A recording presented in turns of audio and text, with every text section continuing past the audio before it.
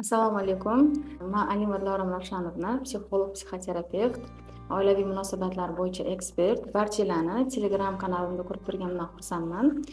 Bugungi darsligimiz aynan juda ham ko'pchilik ayollarni qiynaydigan va juda ham ko'pchilik ayollarimiz aziyat chekadigan narsist erkaklar haqida. Bu mavzu haqida juda ham ko'p psixologlar gapirishadi, lekin baribir ham jamiyatimizda bu insonlar bilan yashayotgan ayollarda qiyinchiliklarga uchrayotganini kuzatishimiz mumkin bo'ladi. Kelaylik, man sizlarga o'zi narsistlar o'zi qanaqa insonlar, qanaqa qilib siz bu insonlarga ro'para bo'lib qoldingiz va bu insonlar jamiyatda qanaqa qilib o'zini namoyon qiladi, shular haqida qisqacha ma'lumot berib o'taman.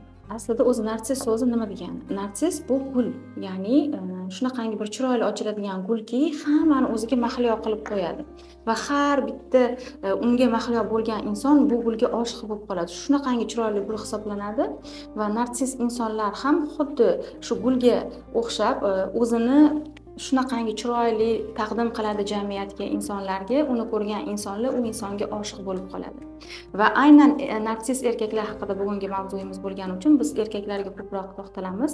Narsist erkaklar, misol uchun, qizlar turmushga chiqishidan oldin juda ham ko'pchilik qizlar bilan gaplashganimda aytishadiki, menga shu kostyum shimda yurgan, galstuk taqib, chiroyli, ухоженный yigitlar menga yoqadi. Nima deb o'ylaysiz, shunaqangi erkakka turmushga chiqsam baxtli bo'lamanmi deb mendan so'rashadi. Aslida biz tashqi ko'rinishga baho beramiz, lekin bu insonning psixologik portretini bilmaymiz. Narsistlar esa aynan mana shunaqangi o'zini juda ham namoyon qilishga, juda ham o'zini chiroyli qilib taqdim qilishga yaxshi ko'rishadi. Bu insonlarga siz osongina u insonlarga o'zingizni taqdim qilib qo'yganingizni bilmay qolasiz, ya'ni munosabatlarga kirishib qolganingizni bilmay qolasiz. Misol uchun, narsist erkaklar ular uch xil ko'rinishda bo'lishi mumkin. Ya'ni sog'lom narsist ham bo'lishi mumkin, yopiq, ya'ni yashirin narsist holatdagi erkaklar bo'lishi mumkin va aynan narsistik shaxs buzilishi, kasallik, patologiya sifatida bu erkaklar ham bo'lishi mumkin. Sog'lom narsistlar va yashirin narsistlarda bunaqangi insonlar bilan yashayotgan ayollar unchalik aziyat chekishmaydi.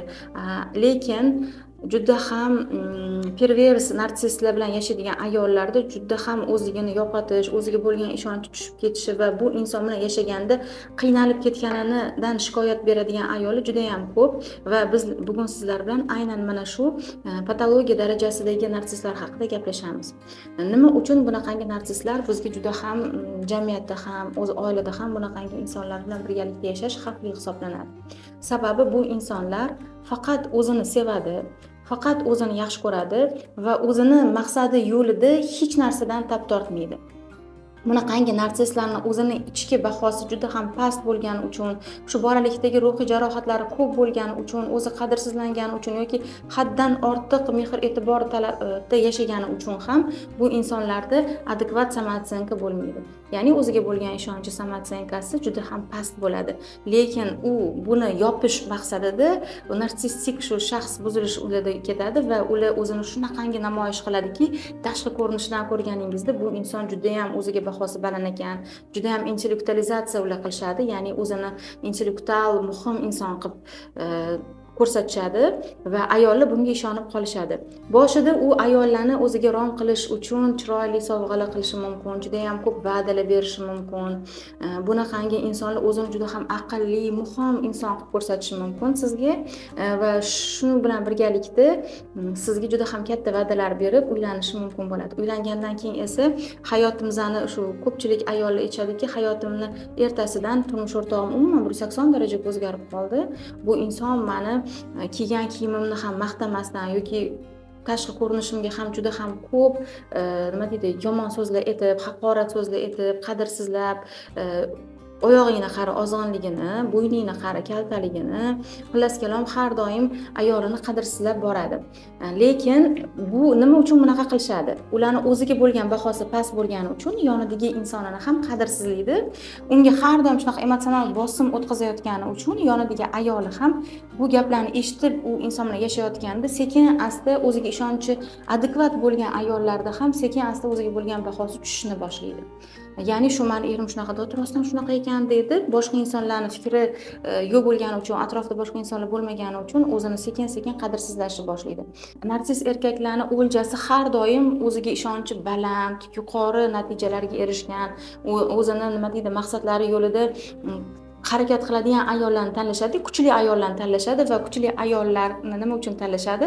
O'zini shu o'ziga bo'lgan ishonchi past bo'lgani uchun bu ayollarni samotsenkasini tushirib, o'sha sindirish uchun shunaqangi kuchli ayollarni tanlaydi.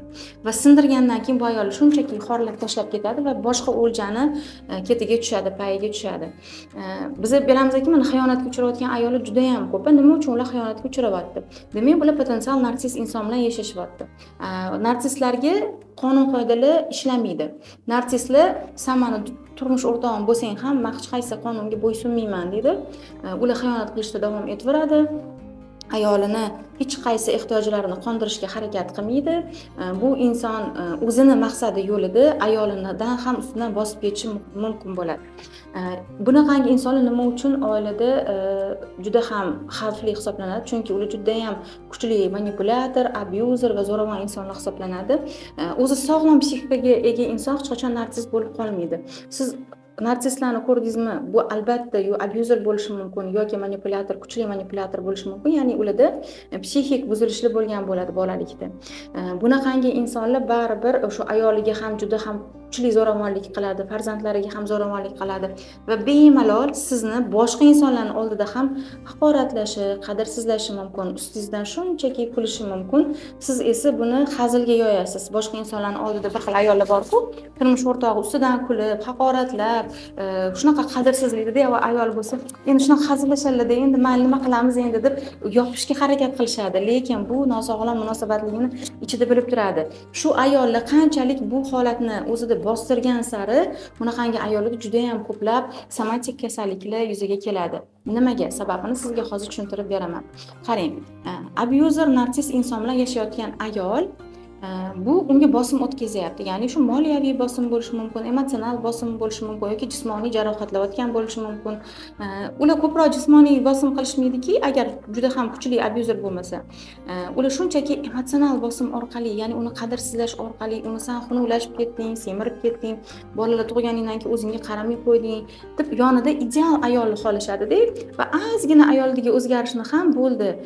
Menga to'g'ri kelmayapsan, tez o'zingni yig'ishtirib olgin, tez to'g'rilab olgin deydi. Va farzandlarini ham ular shunaqangi bosimda ushlashadiki, agar bolalari maktabda yaxshi baho olmasa yoki yig'lab ko'chada harxasha qilsa, uni xuddi obro'si to'kilib qoladigandek, jahli chiqib ketib, ayoliga baqirib ketib qoladi. Nima deydi, o'zini haqoratlangandek his qiladi ko'chada. Oddiy bu farzand bola-ku, hali kichkina bola, qanaqa qilib uni ongi yetadi to'polon qilmaslikka yoki harxasha qilmaslikka, to'g'rimi? Yoki yaxshi emas baho olib kelsa bolasi, misol uchun, narsistlarning farzandlari har doim idealni ko'rinishi kerak, yaxshi baho olish kerak, har doim quloq solish kerak. Nima deydi, otasi uchun udobniy, ya'ni udobniy farzandga aylanadi. Ayoli ham shunaqangi qulay ayolga aylanadi. Endi bu bola 4 baho olib kelib qolsa yoki 3 baho olib kelsa, shunaqangi qaltirab bosimda keladiki, hozir adam ko'rib qolsalar yoki adam bilib qolsalar nima qilaman? Adamlar meni ushallar, meni qadrsizlik dedi. Agar nabodo bu erkak farzandiga yomon baho olganini bilib qolsa bormi? U o'ziga bo'lgan haqorat deb buni his qiladi. Sen deydi, meni farzandim bo'lib turib, 4 baho oldingmi yoki 3 baho oldingmi? Sen nima degan odam bo'ldim men endi? Meni yuzimni yerga qaratding. Bu nima degani deb farzandlariga ham shunaqangi bosim o'tkazadi. Mana shunaqangi bosimda katta bo'layotgan bolalar esa albatta ularda psixikasida ruhiy buzilishlar yuzaga keladi. Va albatta ular ham kelajakda katta bo'lganda sog'lom munosabat qura olmaydigan insonlarga aylanadi. Ayollarda esa bular doim shunaqangi bosimda, men har doim ideal ko'rinishim kerak, har doim qaddi qomatim yaxshi bo'lishi kerak, har doim xursand o'zimdan yasiydi ular maska taqib, niqobda har doim yashashadi bunaqangi ayollar. Men erimni yuzini yorug' qilishim kerak, chiroyli kiyinib yurishim kerak, har doim yaxshi bo'lishim kerak, o'zimga qaragan bo'lishim kerak deb o'zini qurbi yetmagan ishlarga ham o'zini majburlaydi. Va albatta bunaqangi og'ir yukni yelkasida ko'tarib yurib, haddidan ortiq mas'uliyatni olgandan keyin bu ayollarda albatta, ya'ni ularda psixologik buzilishlar natijasida somatik kasalliklar vujudga keladi. Qarang, qanaqa qilib somatik kasalliklar vujudga kelyapti. Har doim erkak unga bosim o'tkazyapti. Bosimda yurgan ayolda albatta kechasi uyqu yaxshi bo'lmaydi, to'g'rimi? Uyqu yaxshi bo'lmagandan keyin stress gormonlari miyada ko'plab ajralishni boshlaydi. Bu kortizol, bu adrenalin gormonlaridir va bu kortizol gormon ishlab chiqargandan keyin ayolda har doim xavotir hissi bo'ladi. hozir xo'jayinim kelib qolsa, mani bu ahvolda ko'rib qolsa nima deydi deb tez o'zini to'g'rilashga harakat. Ya'ni o'zini, tanasini ham, miyasini ham, his-tuyg'ularini ham erkin qo'yishga ruxsat bermaydi bu ayol o'ziga. Chunki doim erini nazoratida bo'ladi. O'zini hayoti yo'q, o'zini his qilmaydigan bu ayollar, o'zini fikri yo'q ayollar hisoblanadi va bunga eri erishdi. Shunaqangi bosim o'tkazdiki, bu ayollarga bora balki turmushini boshida bu yaxshi ayol bo'lgandir. Shunaqangi katta natijalarga erishayotgan, yutuqlarga erishayotgan ayol bo'lgandir. Lekin bu narsis insonga ro'para kelgandan keyin bu inson sekin-sekin uni bostirgandan keyin butun his-tuyg'ularini, ehtiyojlarini, o'zini maqsadlarini bostirgandan keyin bu ayollar so'lishni boshlaydi.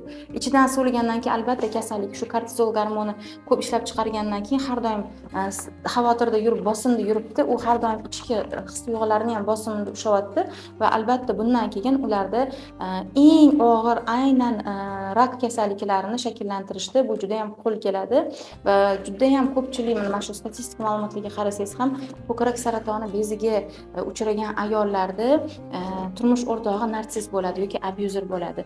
Nima uchun bunaqa erkakka uchradi deydigan bo'lsangiz, mana biz psixolog, psixoterapevtlar buni ishlab, bularni sababini o'rganganimizda juda ham ko'p bunaqangi ayollar eridan oldin shunaqangi narsis onani farzandi bo'lishgan. Ya'ni doim ona uni nazoratda ushlagan, doim u yaxshi baho olish kerak bo'lgan, doim hamma uylarda shu ozodalikka qarash kerak bo'lgan, qiz bola shunaqa bo'ladimi, qiz bola bunaqa bo'ladi deb onani nazoratida doim nima deydi, avtoritar tarbiyada katta bo'lgan qizlarda shunaqangi narsis erkak uchraydi va narsis erkak ularni yana ham bostirgandan keyin ular o'zi ichki shu bosimda o'zini ushlab yurgandan keyin albatta uni miyasi shunaqangi ishlaydiki, negativ, ya'ni zaharli gormon ishlab chiqarish oqibatida uni shu organizmida kasalliklar paydo bo'ladi va aynan rak saratoniga ko'krak saraton beziga uchragan ayollarda juda ham ko'pchiliklari bilan suhbat qurganimizda ularda shu turmush o'rtoqlari abyuzer, narsistlar bo'lishgan.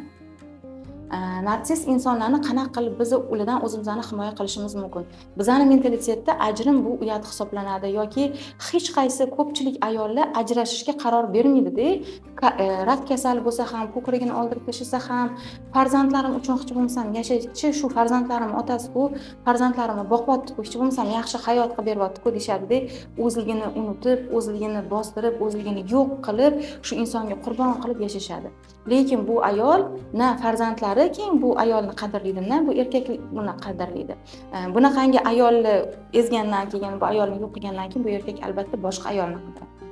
Lekin bir kunmas bir kun unga ham shunaqangi ayollar uchrashi mumkinki, narsist ayol uchrab qolsa yoki xuddi o'ziga o'xshab munosabat qilib yoki psixologiyani biladigan ayollar uchrab qolsa, narsist insonlardan o'zini himoya qiladi. Narsistlarga qanaqa qilib munosabat qilishimiz kerakligi haqida va narsistlarning yana qanaqangi ko'rinishlari borligi haqida biz sizlar bilan aynan erkak psixologiyasi kursida yana ham batafsilroq gaplashamiz. Endi siz turmushga chiqdingiz, turmushga chiqqaningizdan keyin sizni turmush o'rtog'ingiz narsist ekanligini, abyuzer inson ekanligini bilib qoldingiz. Qanaqa qilib bunaqangi inson bilan yashash mumkin? Ko'pchilik ayollar butun umr shu inson bilan yashashni tanlovini qiladi yokida shu turmushini boshida bu insondan voz kechib ketadi-da, o'zini hayot yo'lini qurib ketadi. Lekin juda ham ko'pchilik ayollar esa ikkilanishadi, nima qilishni bilmaydi, ular arosatda bo'lishadi. Shunaqangi hayotda yashayotgan ayollarga men maslahat berardimki, eng birinchi navbatda o'zingizni narsist insonlardan, abyuzer insonlardan himoya qilish uchun eng birinchi navbatda psixolog, psixoterapevt bilan o'zingizni ustingizda ishlang. O'zingizni shaxsiy chegaralaringiz borligini bilib, ularni qanaqa qilib himoya qilishingizni mumkinligini, yo'llarini psixolog bilan ko'rib chiqing va nima uchun sizga shunaqangi narsist inson uchradi? Bu ham bekorga emas. Demak, sizda ham o'zingizga yarasha bolalikda qandaydir psixotravmalar bo'lgan yokida sizni hayotingizda otangiz yoki onangiz narsist bo'lgan bo'lishi mumkin yoki ularda qanaqadir nosog'lom munosabatlar bo'lgan bo'lishi mumkin.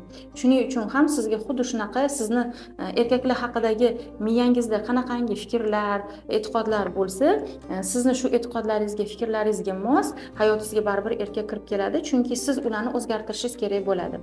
Mana psixolog bilan ishlagan juda ham ko'pchilik ayollar bugungi kunda narsist erlari bilan yashashmoqda, lekin ular o'zlarini shunaqangi shaxsiy chegaralarini bilib, shaxsiy chegaralarini himoya qilishni bilib, o'zlariga himoyalar qo'yishganki, mana qarang, eng oddiysini sizga tushuntirib beraman. Qanaqa qilib bu inson bilan yashashni tanlovini qilishdi bu ayollar.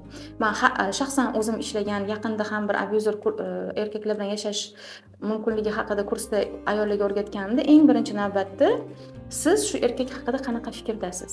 Birinchi o'rinda shu fikrlaringizni ko'rib chiqing. Siz bu fikrlaringizni 180 darajaga o'zgartirsangiz, misol uchun abyuzer erkak har doim hammani qadrsizlaydigan erkak, to'g'rimi? Buni har doim men turmush o'rtog'im meni qadrsizlaydi deb siz o'zingizni qadrsiz his qilasizmi? Demak, aslida siz ichingizda o'zingiz qadrsizlaysiz. Shuning uchun ham doim sizga uni eslatib turadigan tashqaridan eringiz sizga shu ma'lumotni kirgizib turadi. Lekin buni ham tagida sabab bolalikda yotadi. Kattadir siz bolaligingizda o'zingizni qadrsizlangandek his qilgansiz yoki onangizdan yoki otangizdan, xullas kalom bolalikda bu fiksatsiya bo'lgan, aynan limbik qism aktiv holatda bo'lganda va shu butun umrga sizda turibdi. Psixolog, psixoterapevt bilan ishlaganingizdan keyin, psixoterapiyadan o'tganingizdan keyin shu fiksatsiya bo'lgan, necha yoshingizda fiksatsiya bo'lgan bo'lsa, uni psixolog topib sizga tushuntirib o'rgatadi va bugungi kunda siz ongli ravishda katta inson pozitsiyasidan qarab buni anglaganingizdan keyin, buni yashab o'tib berganingizdan keyin, demak sizda qadrsizlanish hissi yo'qolganidan keyin siz o'zingizni qadrlashni boshlaysiz. Siz o'zingizni qadrlaganingizdan keyin sizni ichingizda, sizni miyangizda siz o'zingizga bo'lgan hurmatingiz, o'zingizga bo'lgan samootsyenkangiz oshgandan keyin hech qaysi atrofdagi inson sizni qadrsizlamaydi ham, sizni samootsyenkangizni tushirishga ham harakat qilmaydi va ayniqsa narsist erkaklar ham. Ularga sizga qilayotgan munosabatini o'ziga qaytib xuddi отзеркаливание deymiz buni psixologiyada. Xuddi siz o'ziga shu narsani qaytarsangiz, u ko'tara olmaydi, ular bunga chidolmaydi. Demakki, narsist insonlarga yoki sizga yoki bizga qilayotgan munosabatini biz xuddi shunday o'ziga qaytarganimizda, ular bu munosabatdan juda ham nima deydi, xavotirga tushib qolishadi. Chunki ular bunaqangi munosabatga o'rganishmagan. Ular har doim hammani diqqat markazida bo'lishga urinishadi va shuni boshqalarning e'tirofiga har doim o'rganib qolishgan bo'ladi.